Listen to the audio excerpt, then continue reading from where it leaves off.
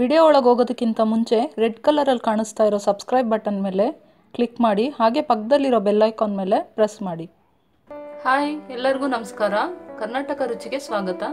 ನಾನಿವತ್ತು ನಮ್ಮ ಹಳ್ಳಿ ಸ್ಟೈಲ್ ಅಡುಗೆ ಮಾಡ್ತಾ ಇದ್ದೀನಿ. ಬೇಳೆ ಸೊಪ್ಪಿಂದ ಹಸಿ ಬಸ್ಸಾರು ಮಾಡ್ತಾ ಇದ್ದೀನಿ. ತುಂಬ ಟೇಸ್ಟಿಯಾಗಿರುತ್ತೆ ಹಸಿ ಬಸ್ಸಾರು. ಹಸಿ ಬಸ್ಸಾರು ಮಾಡೋದಕ್ಕೆ ನಾನು ಬೇಳೆ ಹಾಕೊಂಡಿದ್ದೀನಿ. 1 ಕಪ್ನಷ್ಟು ಬೇಳೆ, 150 ಗ್ರಾಮ್ ಅಷ್ಟು ಬೇಳೆನ ಕಾಯ್ತಾ ಇರೋ ನೀರಲ್ಲಿ ತೊಳೆದು ಹಾಕೊಂಡು ಬೇಯಿಸ್ಕೊತಾ ಇದ್ದೀನಿ. ಇನ್ನೊಂದು ಸ್ವಲ್ಪ ಬೇಳೆ ಬೆಂದ್ಮೇಲೆ ಇದಕ್ಕೆ ಸೊಪ್ಪು ಸೇರಿಸ್ಕೊಳ್ಳೋಣ. ನೋಡಿ, ಇವಾಗ ಬೇಳೆ ಬೆಂದಿದೆ, ಪೂರ್ತಿಯಾಗಿ ಬೆಂದಿಲ್ಲ, ಒಂದು 80% ಬೆಂದಿದೆ. ಇಷ್ಟು ಬೆಂದಾಗ ನಾವು ಕೈಯಲ್ಲಿ ಹಿಂಗೆ ಮಾಡಿದ್ರೆ ಸ್ವಲ್ಪ ಮೆತ್ತಗಾಗಬೇಕು. ನೋಡಿ, ಈ ಥರ ನಾವು ಈ ಟೈಮಲ್ಲಿ ಸೊಪ್ಪು ಸೇರಿಸ್ಕೊಳ್ಳೋಣ. ಯಾಕೆಂದರೆ ಇನ್ನು 20% ನಾವು ಸೊಪ್ಪು ಹಾಕಿದ್ಮೇಲೆ ಸೊಪ್ಪು ಜೊತೆ ಬೇಳೆ ಬೆಂದ್ಕೊಳ್ಳುತ್ತೆ. ನೋಡ್ಬೋದು, ಇಲ್ಲಿ ನಾನು ಚಿಲ್ಕರ್ವೆ ಸೊಪ್ಪು ತೊಗೊಂಡಿದ್ದೀನಿ. ನಾನು ಪೂರ್ತಿ ಬರೀ ಎಲೆ ತೊಗೊಂಡಿಲ್ಲ, ಸ್ವಲ್ಪ ಎಳೆ ಕಡ್ಡಿನೂ ತೊಗೊಂಡಿದ್ದೀನಿ. ಆ ಕಡ್ಡಿಲೂ ನಮಗೆ ಬೇಕಾಗಿರೋ ಪೌಷ್ಟಿಕಾಂಶ ಇರುತ್ತೆ, ಅದನ್ನು ವೇಸ್ಟ್ ಮಾಡೋದು ಬೇಡ.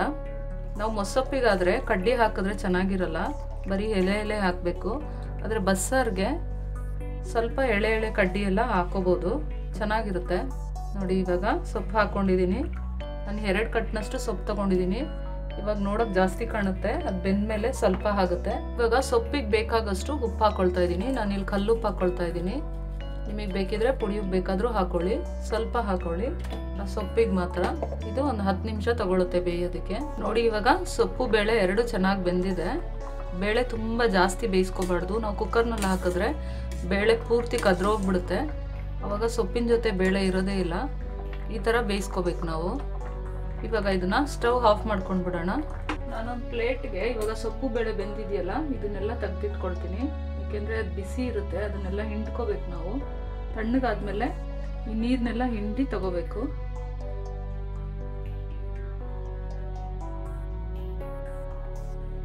ನೋಡಿ, ನಾನೆಲ್ಲ ತಟ್ಟೆಗೆ ಹಾಕೊಂಡಿದ್ದೀನಿ. ಇದು ಕಂಪ್ಲೀಟಾಗಿ ಕೂಲ್ ಆಗೋದಕ್ಕೆ ಬಿಟ್ಬಿಡೋಣ ನಾವು. ಸ್ವಲ್ಪ ಬೇಳೆ ಬೇಯಿಸಿರೋದನ್ನ ತೆಗೆದಿಟ್ಕೊಂಡಿದ್ದೀನಿ. ಇದು ರುಬ್ಬೋದಕ್ಕೆ ಸೇರ್ಸಕ್ಕೆ ಬೇಕು ಅದಕ್ಕೆ. ನೋಡಿ, ಆ ಸೊಪ್ಪು ಬೇಳೆ ತಣ್ಣಗಾಗೋದ್ರೊಳಗೆ ನಾವು ಮಸಾಲೆಗೆ ರೆಡಿ ಮಾಡ್ಕೊಂಡ್ಬಿಡೋಣ. ನಾನಿಲ್ಲಿ ಸ್ಟವ್ ಹಚ್ಕೊಂಡಿದ್ದೀನಿ, ಅದ್ರ ಮೇಲೆ ಒಂದು ಸ್ಟ್ಯಾಂಡ್ ಇಟ್ಕೊಂಡಿದ್ದೀನಿ. 1 ಬೆಳ್ಳುಳ್ಳಿ ತೊಗೊಂಡಿದ್ದೀನಿ. ಇದನ್ನೆಲ್ಲ ಈ ಥರ ಸುಡಬೇಕು. ಈರುಳ್ಳಿ ಇಟ್ಕೊಳ್ತೀನಿ, 2 ಈರುಳ್ಳಿ ತೊಗೊಂಡಿದ್ದೀನಿ.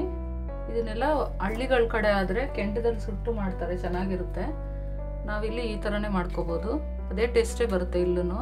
ನೋಡಿ, ನಾನು ಮೆಣಸಿನ್ಕಾಯಿನ ಚಿಕ್ಕದಾಗಿರೋದ್ರಿಂದ ಅದು ಹಾಕಿದ್ರೆ ಒಳಗೆ ಬಿದ್ದೋಗುತ್ತೆ. ಅದರಿಂದ ಒಂದು ಕಂಬಿಲಿ ಚುಚ್ಕೊಂಡಿದ್ದೀನಿ ಎಲ್ಲ ಮೆಣಸಿನ್ಕಾಯಿನೂ. ಇದನ್ನ ಈ ಥರ ಇಟ್ಟು ಸುಟ್ಕೊಳ್ಳೋಣ. ಚೆನ್ನಾಗಿ ಸುಟ್ಕೋಬೇಕು. ನೋಡಿ, ಇವಾಗ ಈರುಳ್ಳಿ, ಬೆಳ್ಳುಳ್ಳಿ, ಹಸಿ ಮೆಣಸಿನ್ಕಾಯಿ ಎಲ್ಲ ಫ್ರೈ ಆಗಿದೆ. ನಾನು ಇವಾಗ ಇದನ್ನು ಕ್ಲೀನಾಗಿ ಈ ಥರ ಚುಚ್ಚಿ ತಗೊಳ್ಳಿ, ಹುಷಾರಾಗಿ ತಗೊಳ್ಳಿ. ಇವಾಗ ಇದ್ರ ಮೇಲೇ ನಾವು ಟೊಮೆಟೊ ಇಟ್ಕೊಳ್ಳೋಣ. 2 ಟೊಮೆಟೊ ತೊಗೊಂಡಿದ್ದೀನಿ.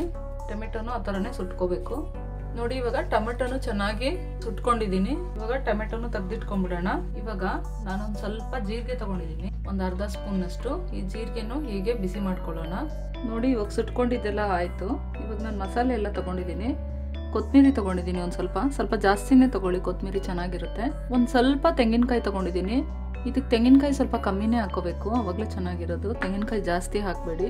ಮತ್ತು ಬೇಯಿಸಿಟ್ಕೊಂಡಿರೋ ಬೇಳೆ ಸ್ವಲ್ಪ, ಟೊಮೆಟೊ, ಈರುಳ್ಳಿ, ಬೆಳ್ಳುಳ್ಳಿ, ಮೆಣಸಿನ್ಕಾಯಿ ಸುಟ್ಕೊಂಡ್ವಲ್ಲ ಅದು, ಮತ್ತು ಜೀರಿಗೆನ ಸುಟ್ಕೊಂಡ್ವಲ್ಲ ಅದು, ಮತ್ತು ಹುಣಸೆಹಣ್ಣು ತೊಗೊಂಡಿದ್ದೀನಿ ನೆನೆಸಿಟ್ಟಿರೋದು. ಹುಣಸೆಹಣ್ಣು ಸ್ವಲ್ಪ ಜಾಸ್ತಿನೇ ತೊಗೊಳ್ಳಿ, ಹುಳಿ ಸ್ವಲ್ಪ ಮುಂದಿದ್ರೇ ಇದಕ್ಕೆ ಚೆನ್ನಾಗಿರುತ್ತೆ. ಇವಾಗ ನಾವು ಇದನ್ನೆಲ್ಲ ಕ್ಲೀನ್ ಮಾಡ್ಕೊಳ್ಳೋಣ. ನೋಡಿ, ಇದು ಮೇಲ್ಗಡೆ ಸಿಪ್ಪೆ ಪೂರ್ತಿ ಕಪ್ಪಾಗಿರುತ್ತಲ್ಲ, ತೆಗೆದುಕೊಬಿಡೋಣ. ಈ ಹಸಿ ಬಸ್ಸಾರು ಸ್ವಲ್ಪ ಪ್ರೊಸೀಜರ್ ಜಾಸ್ತಿ, ಆದರೆ ರುಚಿ ತುಂಬ ಚೆನ್ನಾಗಿರುತ್ತೆ. ಇದು ನೀವು ಒಂದ್ಸಾರಿ ಮಾಡಿದ್ರೆ ಪದೇ ಇದನ್ನೇ ಮಾಡ್ತೀರಾ ನೀವು. ನೋಡಿ, ನಾನೊಂದು ಜಾರ್ ತೊಗೊಂಡಿದ್ದೀನಿ, ಹುಣಸೆಹಣ್ಣು ಹಾಕ್ಕೊಂಡಿದ್ದೀನಿ. ಇವಾಗ ಹಸಿಮೆಣಸಿನ್ಕಾಯಿ, ಬೆಳ್ಳುಳ್ಳಿ, ಈರುಳ್ಳಿ ಇದನ್ನು ಕಟ್ ಮಾಡಿ ಹಾಕ್ಕೊಳ್ಳೋಣ. ನೋಡಿ, ಜೀರಿಗೆ, ಸೊಪ್ಪು ಬೇಯಿಸ್ಕೊಂಡಿದ್ವಲ್ಲ ಬೇಳೆ ಅದು, ಕೊತ್ತಂಬರಿ ಸೊಪ್ಪು, ಸ್ವಲ್ಪ ತೆಂಗಿನಕಾಯಿ. ನೋಡಿ, ನಾನೆಲ್ಲ ಇದ್ರೊಳಗೆ ಹಾಕ್ಕೊಂಡಿದ್ದೀನಿ. ಇದನ್ನೆಲ್ಲ ರುಬ್ಕೊಂಡು ತೊಗೊಂಡು ಬರ್ತೀನಿ ನಾನು ಇವಾಗ. ನೋಡಿ, ನಾನು ರುಬ್ಕೊಂಡು ತೊಗೊಂಡು ಬಂದಿದ್ದೀನಿ. ಇಷ್ಟು ನುಣ್ಣಗಾದರೆ ಸಾಕು. ಸೊಪ್ಪು ಬೇಳೆನ ಬೇಯಿಸ್ಬಿಟ್ಟು ತಣ್ಣಗಾಗೋಕೆ ಇಟ್ಕೊಂಡಿದ್ನಲ್ಲ, ಇದು ತಣ್ಣಗಾಗಿದೆ. ಇವಾಗ ಇದನ್ನು ಚೆನ್ನಾಗಿ ಈ ಥರ ನೀರನ್ನ ಕ್ಲೀನಾಗಿ ಈ ಥರ ಹಿಂಡ್ಕೋಬೇಕು. ಅವಾಗ ನಮಗೆ ಪಲ್ಯ ಚೆನ್ನಾಗಿ ಬರುತ್ತೆ. ಈ ನೀರೇ ಹಾಕ್ಬಿಟ್ಟು ನಾವು ಪಲ್ಯ ಮಾಡಿಬಿಟ್ರೆ ಚೆನ್ನಾಗಿರೋದಿಲ್ಲ. ನೋಡಿ, ನಾನು ಈ ಥರ ಪೂರ್ತಿಯಾಗಿ ಹಿಂಡ್ಕೊಂಡು ತೊಗೊಂಡಿದ್ದೀನಿ. ಇವಾಗ ನಾವು ಸೊಪ್ಪು ಬೇಳೆ ಬೇಯಿಸಿದ್ದು ರಸ ಇದೆಯಲ್ಲ, ಈ ರಸಕ್ಕೆ ನಾವು ಈ ರುಬ್ಬಿರೋ ಮಸಾಲೆನ ಸೇರಿಸ್ಕೊಂಡು ಬಿಡೋಣ. ನಾವು ಸೊಪ್ಪು ಬೇಳೆ ಬೇಯಿಸೋವಾಗಲೇ ಸ್ವಲ್ಪ ಉಪ್ಪು ಹಾಕಿದ್ದೀವಿ. ಇವಾಗ ಉಪ್ಪು ರುಚಿ ನೋಡಿಕೊಂಡು ಉಪ್ಪು ಹಾಕ್ಕೊಳ್ಳಿ. ಸ್ವಲ್ಪ ಹಾಕ್ಕೊಳ್ತೀನಿ, ಸ್ವಲ್ಪ ಕಮ್ಮಿ ಇದೆ. ಇಷ್ಟೇ ಸಾರು ಇದು. ಇದಕ್ಕೆ ಒಗ್ಗರಣೆ ಹಾಕೋಬೇಕು. ನೋಡಿ ನಾನು ಅದು ಒಗ್ಗರಣೆ ಹಾಕೊಳ್ಳೋಕ್ಕೆ ಸ್ವಲ್ಪ ಎಣ್ಣೆ ಇಟ್ಕೊಂಡಿದ್ದೀನಿ ಬಾಣಲಿಲಿ. ಸ್ವಲ್ಪ ಸಾಸಿವೆ ಹಾಕ್ಕೊಂಡಿದ್ದೀನಿ, 2 ಮೆಣಸಿನ್ಕಾಯಿ ಹಾಕ್ಕೊಂಡಿದ್ದೀನಿ, ಸ್ವಲ್ಪ ಕರಿಬೇವು. ಇದನ್ನು ಸಾರಿಗೆ ಹಾಕೊಳ್ಳೋಣ. ಹಸಿ ಬಸ್ಸಾರು ರೆಡಿ ಆಯಿತು. ಇವಾಗ ಪಲ್ಯಕ್ಕೆ ಒಗ್ಗರಣೆ ಹಾಕೊಳ್ಳೋಣ. ನೋಡಿ ನಾನು ಅದೇ ಬಾಣಲಿಗೆ ಸ್ವಲ್ಪ ಎಣ್ಣೆ ಹಾಕ್ಕೊಂಡಿದ್ದೀನಿ, ಸ್ವಲ್ಪ ಸಾಸಿವೆ ಹಾಕ್ಕೊಂಡಿದ್ದೀನಿ. ಇವಾಗ 2 ಒಣಮೆಣಸಿನ್ಕಾಯಿ ಹಾಕ್ಕೊಂಡಿದ್ದೀನಿ, ಕರಿಬೇವು ಸೊಪ್ಪು ಒಂದು ಸ್ವಲ್ಪ ಹಾಕ್ಕೊಂಡಿದ್ದೀನಿ. ಈರುಳ್ಳಿ ಸ್ವಲ್ಪ ಜಾಸ್ತಿ ಹಾಕೊಳ್ಳಿ, ಚೆನ್ನಾಗಿರುತ್ತೆ ಸೊಪ್ಪಿನ ಪಲ್ಯಕ್ಕೆ. ಸ್ವಲ್ಪ ಕೆಂಪಾಗಲಿ. ನೋಡಿ ಈರುಳ್ಳಿ ಸ್ವಲ್ಪ ಕೆಂಪಾದ್ಮೇಲೆ ತುಂಬ ಬ್ರೌನ್ ಆಗಬಾರ್ದು, ಸುಮ್ಮನೆ ಕೆಂಪಾಗಬೇಕಷ್ಟೇ. ಅಂದರೆ ಟ್ರಾನ್ಸ್ಪರೆಂಟ್ ಆದರೆ ಸಾಕು. ಈ ಸೊಪ್ಪನ್ನ ಸೇರಿಸ್ಕೊಳ್ಳೋಣ. ಉಪ್ಪನ್ನ ನೋಡ್ಕೊಳ್ಳಿ, ಉಪ್ಪು ಕಮ್ಮಿ ಇದ್ದರೆ ಉಪ್ಪು ಸೇರಿಸ್ಕೊಳ್ಳಿ. ಹಸಿ ತೆಂಗಿನಕಾಯಿನ ತುರಿದಿಟ್ಕೊಂಡಿದ್ದೀನಿ, ಇದನ್ನು ಸ್ವಲ್ಪ ಹಾಕ್ಕೊಳ್ತಾ ಇದ್ದೀನಿ. ಎಲ್ಲ ಚೆನ್ನಾಗಿ ಮಿಕ್ಸ್ ಮಾಡ್ಕೊಳ್ಳೋಣ. ನೋಡಿ ಇವಾಗ ಸೊಪ್ಪಿನ ಪಲ್ಯ ರೆಡಿ ಆಯಿತು. ಇವಾಗ ಸ್ಟವ್ ಆಫ್ ಮಾಡ್ಕೊಳ್ತೀನಿ. ಇವಾಗ ಹಸಿ ಬಸ್ಸಾರು ಮಾಡ್ಕೊಂಡಿದ್ದೀನಿ. ಹಸಿ ಬಸ್ಸಾರಿಗೆ ಮುದ್ದೆ ಮಾಡಲಿಲ್ಲ ಅಂದರೆ ಚೆನ್ನಾಗಿರಲ್ಲ, ಅದರಿಂದ ನಾನು ಮುದ್ದೆ ಮಾಡ್ತಾ ಇದ್ದೀನಿ.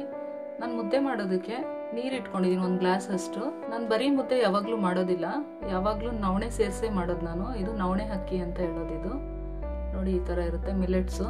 ತುಂಬ ಒಳ್ಳೇದು ನವಣೆ ಅಕ್ಕಿ. ಶುಗರ್ ಇರೋರು ಯಾವಾಗಲೂ ಇದನ್ನು ತಿಂತಾ ಬಂದರೆ ಶುಗರ್ ಏನು ಇಲ್ಲ ಆಗ್ಬಿಡುತ್ತಂತೆ. ಶುಗರ್ ಇರೋರಿಗೆ ಅಂತಲ್ಲ, ಎಲ್ಲರೂ ತಿನ್ಬೋದು. ಇದು ತುಂಬ ಒಳ್ಳೇದು. ಇದ್ರಲ್ಲಿ ನಾರಿನಂಶ ಜಾಸ್ತಿ ಇರೋದ್ರಿಂದ ನಾವು ದಿನ ಬಳಸಬೇಕು. ಬೆಂದ ಮೇಲೆ ನಾನು ಇದಕ್ಕೆ ಹಿಟ್ಟು ಹಾಕೊಳ್ತೀನಿ. ನೋಡಿ ಇವಾಗ ನವಣೆ ಅಕ್ಕಿ ಚೆನ್ನಾಗಿ ಬೇಯ್ತಾ ಇದೆ, ಚೆನ್ನಾಗಿ ಬೆಂದಿದೆ. ಇವಾಗ ನೋಡಿ ಚೆನ್ನಾಗಿ ಮೆತ್ತಗಾಗಂಗೆ ಬೇಯಿಸ್ಕೊಳ್ಳೋಣ. ಇವಾಗ ನಾನು ಇದಕ್ಕೆ ರಾಗಿ ಹಿಟ್ಟು ಹಾಕೊಳ್ತೀನಿ. ನೋಡಿ ನಾನು ರಾಗಿ ಹಿಟ್ಟು ಹಾಕೊಳ್ತಾ ಇದ್ದೀನಿ. ಸ್ವಲ್ಪ ಬೇಯಬೇಕು ರಾಗಿ ಹಿಟ್ಟು ಚೆನ್ನಾಗಿ. 1 ಗ್ಲಾಸ್ ನೀರು ಇಟ್ಕೊಂಡಿದ್ದೀನಿ ಮುದ್ದೆ ಮಾಡೋದಕ್ಕೆ. 1 ಹಿಡಿಯಷ್ಟು ನವಣೆ ಅಕ್ಕಿ ಹಾಕೊಂಡಿದ್ದೀನಿ. ಅದು ಚೆನ್ನಾಗಿ ಬೆಂದ್ಮೇಲೆ ಅರ್ಧ ಗ್ಲಾಸ್ನಷ್ಟು ರಾಗಿ ಹಿಟ್ಟು ಹಾಕೊಳ್ಳಿ, ಅವಾಗ ಕರೆಕ್ಟ್ ಆಗುತ್ತೆ. ಅದು ಮುದ್ದೆ ಬೆಂದಿದೆ, ಆ ಥರ ಸೌಂಡ್ ಬರಬೇಕು. ಆ ಥರ ಸೌಂಡ್ ಬಂದಮೇಲೆ ಚೆನ್ನಾಗಿ ತಿರ್ಗಿಸ್ಕೊಂಬಿಡೋಣ. ಫಾಸ್ಟಾಗಿ ಚೆನ್ನಾಗಿ ಸ್ಪೀಡಾಗಿ ತಿರ್ಗಿಸ್ಬೇಕು. ಉರಿ ಸಣ್ಣ ಇಟ್ಕೋಬೇಕು. ನಾನು ರಾಗಿ ಹಿಟ್ಟಿಗೂ ಅಷ್ಟೇ ಮೆಂತ್ಯ ಹಾಕಿ ಬೀಸಿಟ್ಕೊಳ್ತೀನಿ.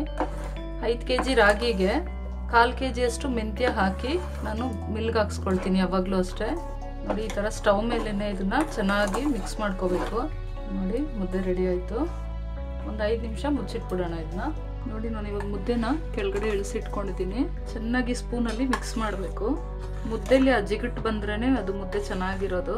ಇವಾಗ ಇದನ್ನ ಚೆನ್ನಾಗಿ ರೋಲ್ ಮಾಡ್ಕೋಬೇಕು. ಹೀಗೆ ಕೈಗೆ ನೀರು ಹಚ್ಕೊಳ್ಳಿ, ಇಲ್ಲಾಂದರೆ ಸುಡುತ್ತೆ. ಸೂಪರಾಗಿ ಮುದ್ದೆ ರೆಡಿ ಆಯಿತು. ನೋಡಿ ಫ್ರೆಂಡ್ಸ್, ಸೂಪರಾಗಿ ಹಸಿ ಬಸ್ಸಾರು, ಸೊಪ್ಪಿನ ಪಲ್ಯ, ಮುದ್ದೆ, ನವಣೆ ಮುದ್ದೆ ರೆಡಿ ಆಯಿತು. ಅದರಲ್ಲೂ ನಮ್ಮ ಹಳ್ಳಿ ರುಚಿ ತುಂಬ ಚೆನ್ನಾಗಿರುತ್ತೆ. ಈ ರೆಸಿಪಿ ನೀವು ಒಂದ್ಸರಿ ಟ್ರೈ ಮಾಡಿ ನೋಡಿ.